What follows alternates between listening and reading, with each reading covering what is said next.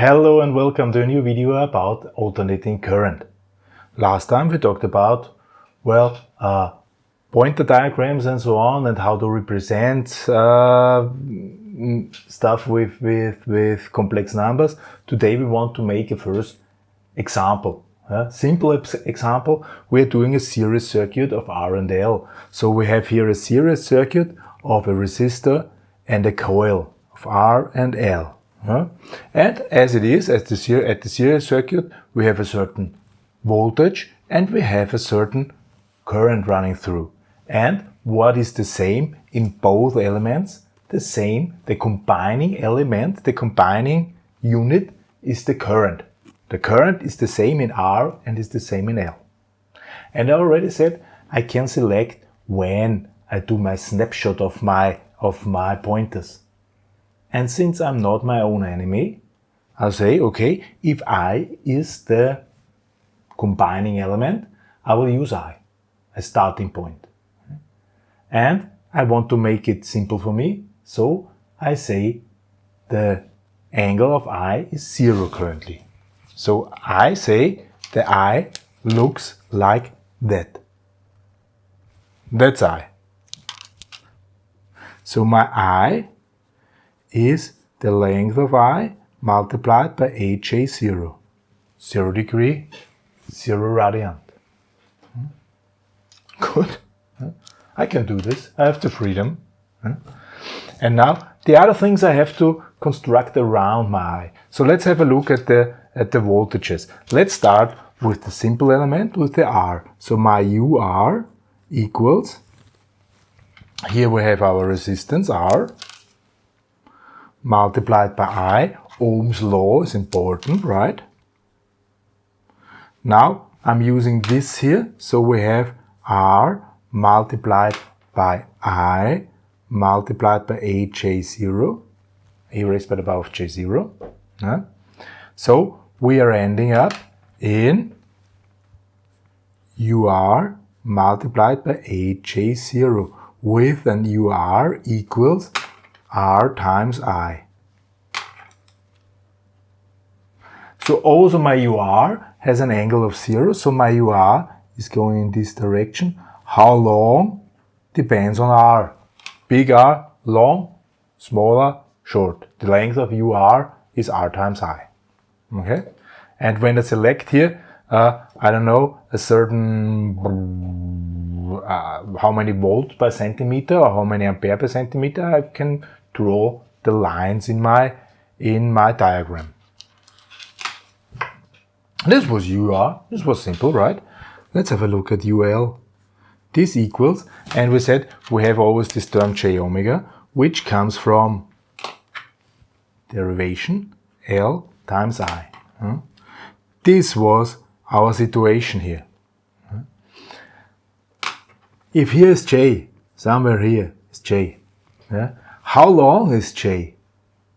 How long is the absolute value of the number J? 1. What do we have as angle? 90 degree, or in radians, P. So we have A, J, P half. Sorry, P would be 180, and of course P half. It's P half. 90 degrees, P half. This here is J. What is missing is omega. And then we have this L. Then we have this I. And then we have AJ0.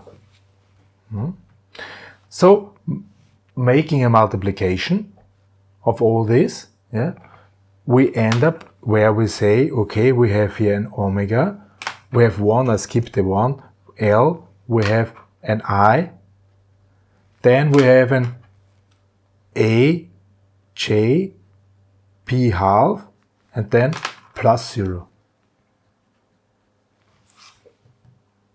So we are ending up at something which is UL equal times AJ P half, with UL equals omega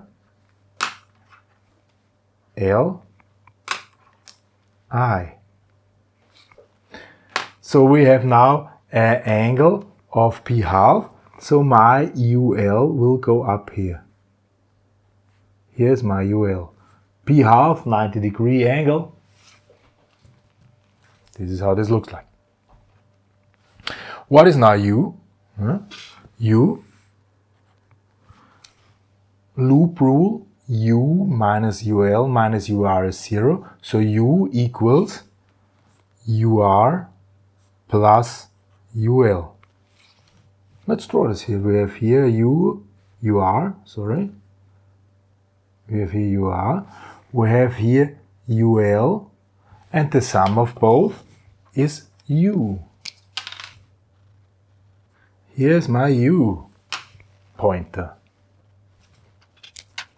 In between here, I do have a certain angle, phi, and we always count from current to voltage, so the angle is positive. Mathematic positive way, the angle is positive. Positive angle means we are in an inductive case. It's not really if a coil is inside, should not be really a surprise, right? So let's have a look what we have here. We had here I times I, R times I times I, of course, plus J omega L times I. So I can factor out this I. We are leaving with R plus J omega L times I. And this stuff here I call Z. Okay? So this is a complex resistance multiplied by I. And this complex resistance is this stuff here. Equals R plus J omega L. Okay? So we have a real part of R, which is going this direction. This is R. We have an imaginary part of omega L going in this direction. Here we have omega L. And the sum of both is Z. That's this. Here we have Z. And here again we have our phi, our phase angle. It's the same phase angle because I am scaling I, the same I, one time in real axis, one time in imaginary axis, and this will lead to the voltages which give a certain phi, and this must be the same. So the angle of the complex resistance is also the angle between current and voltage. How big is this? Yeah. So if we want to calculate phi, we can use trigonometry, arcus tangens. And now what is the tangens? It's the opposite divided by the adjacent. So omega L divided by R. This is phi. And if I don't want to calculate phi, if I want to have the power factor, because I want to know how much real power I have and how much reactive power, how much active power, how much reactive power, I need the cosinus phi. Yeah? And cosinus phi, what is the cosinus phi? This is now adjacent divided by hypotenuse. So we have here R divided by Z, the absolute value of Z, and the absolute value of Z, 90 degree, yeah, Pythagoras, R squared plus omega L squared, zacke, zacke, yeah. So let's put this in. We have R divided by square root of R squared plus omega L squared. That's the power factor. You see, this is one application. This is one application, and you also see here, this is like a series connection, R plus J omega L, because they are in series, so I simply add them up. Yeah? Series circuit of R and L. Good, huh? It was not too hard. Next time we do again a series circuit, another example, but instead of the coil we use a capacitor. So we do a series circuit of R and C and see what is different to our case here. Next video. For this time, thank you very much for listening. Goodbye.